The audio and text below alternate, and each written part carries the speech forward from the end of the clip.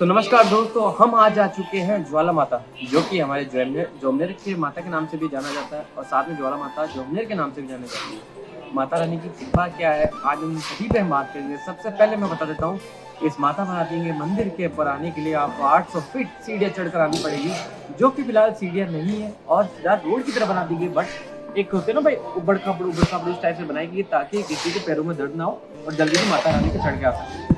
अब मैं बात करता हूँ 800 फीट कैसे, तो आप देख सकते हैं यहाँ से पूरा जोमनेर आपको देखने को मिल जाएगा। और सबसे बड़ी बात, अब हम शुरुआत करते हैं माता रानी के आपको बताने से। आप सभी की जानकारी के लिए मैं बता दूं, यहाँ पर माता रानी दो रूपों में पूजा जाती है, एक तो रुद्राणी और एक ब्रह्माणी और रुद्राणी के रूप में यहाँ पे माता रानी पूजा जाती है। सबसे बड़ी बात यहाँ पर अगर दोनों माताओं की बात करें तो एक माता के यहाँ पे भोग जो चढ़ता है वो चढ़ता है पुआ पापी का, और जो एक माता रानी है उनका जो चढ़ता है वो मांस वगैरह उनका चढ़ता है। और यहाँ पर मैं आपको दिखाता हूँ मंदिर के अंदर की कुछ फोटो जो आप देख सकते हैं माता रानी की। फिलहाल सबसे बड़ी बात, जैसे आप एंट्री होंगे तो यहाँ पे आपको देखने को मिलेगा एक गेट जो हम आपको दिखा देते हैं। वो यहाँ पर एक माता रानी का गेट है, जो सबसे पहले शुरुआत के अंदर आपको गणेश जी का मंदिर देखने को मिल जाएगा, जो हम हर बड़े बड़े जो जगह है जहाँ पर हमें यही चीज़ देखने को मिलती है। जैसे जैसे हम आगे चलते हैं तो यहाँ पर आपको देखने को मिल जाएगा एक घंटा एक घंटी बजाई जाती है जो माता रानी को यहाँ पे। और उसके हम आगे जाते हैं तो यहाँ पर आपको सबसे अनोखी चीज़ देखने को मिलेगी, जो कि है दो यहाँ पर 24 घंटे चलने वाली जो बत्ती है वो यहाँ पे चलती है, 24 घंटे चलती है। जोत के नाम से जाना जाता है। जैसे हर एक जगह हर एक रूप के अंदर अलग अलग रूप होता है, वहीं यहाँ पे भी एक माता रानी का अलग रूप देखने को मिलेगा। कहा जाता है जो माता रानी है वो गरीबों की माता रानी जानी जाती है, और गरीबों के साथ ही के अंदर इस माता रानी का जो प्रकोप हुआ था, मतलब जो माता रानी यहाँ पे लिख रही थी, तो माता रानी जब यहाँ पे आई थी तब पहाड़ पर माता रानी ने कुछ गौचर थे जो बकरियां चराने वाले थे, कुछ गौचर थे, उनको माता रानी ने ये बोला था कि प्लीज आप यहाँ से चली जाइए, यहाँ पे गर्जना होने वाली है और उसकी गर्जना की दहाड़ से शायद तक आपकी मृत्यु हो सकती है। लेकिन उन लोगों ने इग्नोर करा। इग्नोर करने की वजह से फिर माता रानी जब यहाँ पे प्रकट हुई तो यहाँ पे जोर से गर्जना हुई, मतलब कि जोर से आवाज आई, और जो पहाड़ थे वो पटकर अलग अलग हिस्सों में हो गए, दो हिस्सों में हो गए। और जो माता रानी है वो घुटनों के बल यहाँ पे माता रानी है वो घुटने की पूजा यहाँ पे की जाती है। बट आप देखोगे तो यहाँ पे माता रानी का मुख भी देखने को मिलेगा, बट जो पूजा होती है घुटने की पूजा की जाती है। श्रृंगार होने के वजह से यहाँ पे आपको माता रानी का मुख देखने को मिलेगा। सबसे बड़ी बात, यहाँ पे एक भैरव जी का धाम भी है, और सबसे बड़ी इस माता रानी का जो है सभी की कुल देवी है अधिकतर लोगों की।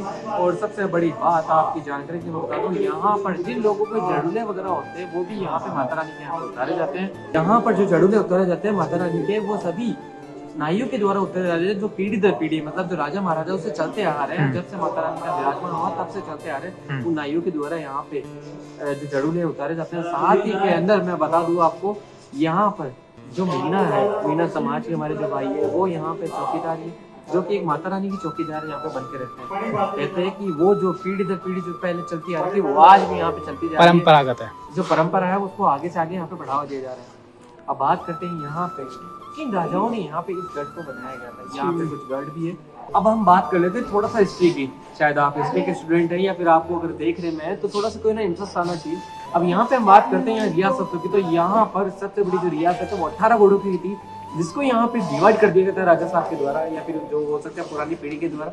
तो जो डिवाइड किया गया था वो किया गया था 12 घोड़ों में, 4 घोड़ों में और 2 घोड़ों में, जो आज भी बहुत चल रही है और जानी जाती है। परंपरा को आगे बढ़े आगे बढ़ाई जा रही है। ये ज्वाला माता बहुत फेमस है, यहाँ के कई लोग दूर दूर तक आते हैं। अधिकतर जो लोग यहाँ पे आते हैं वो आते हैं अपनी कुल देवी के नाम से। और सबसे बड़ी बात, यहाँ पर जड़ूला भी उतारा रहता है।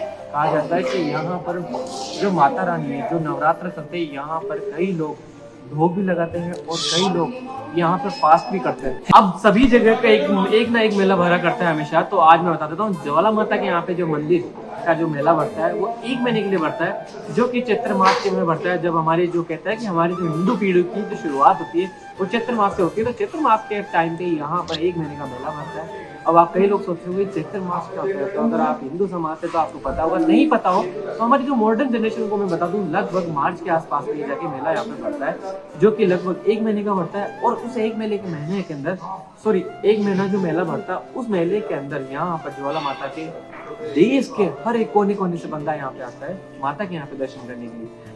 यहाँ पर अगर हम बात करें गढ़ की, या फिर यहाँ पे जो पुराने जमाने से चलते आ रहे हैं, तो यहाँ पे चौहान वंश का यहाँ पे राज चलता है।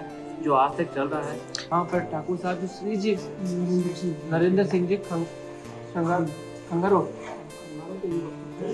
खंगारोत और उनके जो पुत्र हैं उनका अभी यहाँ पर जो पीढ़ी है वो चलती आ रही है, जो अभी भी इस पीढ़ी के विराजमान है। हाँ। और जो यहाँ के राजा है आज भी वो राजा यहाँ पे मौजूद है। यहाँ पर और भी बहुत सारी चीजें हैं जो छुपी हुई है, जो शायद कई लोगों को नहीं पता है।